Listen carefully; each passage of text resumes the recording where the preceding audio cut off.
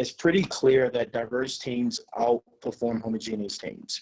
And I think if you just start there by, hey, any company, any tech company wants the best workforce to do the best, to have the best output, to make that company the best company, whatever sector it's in.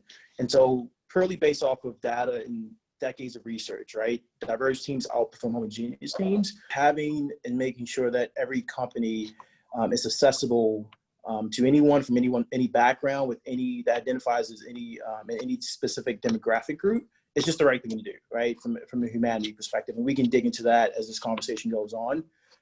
Number 3, I would say you want if you look at the finances for most companies, right? Compensation typically is the biggest line item on their balance sheet, right?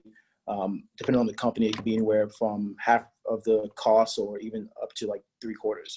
And if you think of you're spending that much money for human capital, why not make sure that they're coming to work feeling the best that they can feel, but also they're in an environment where they can produce their best work, right? So that's getting into the inclusion side of why DEI is important for a company. Diverse teams not only outproduce, but also provide opportunities for inclusion for our users. So when we think about all of the data sets and the algorithms and the products that we create, having diverse teams to create those products and outputs are key to ensuring that we actually capture the market share in a way that's the most advantageous and gives us the largest competitive advantage.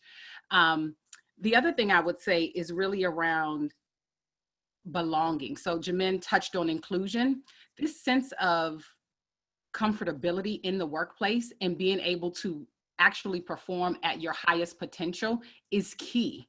So when you think about being the only person that looks like you or talks like you or is from the same area in your workplace, that creates a sense of isolation. And that sense of isolation can cause you to shrink inward.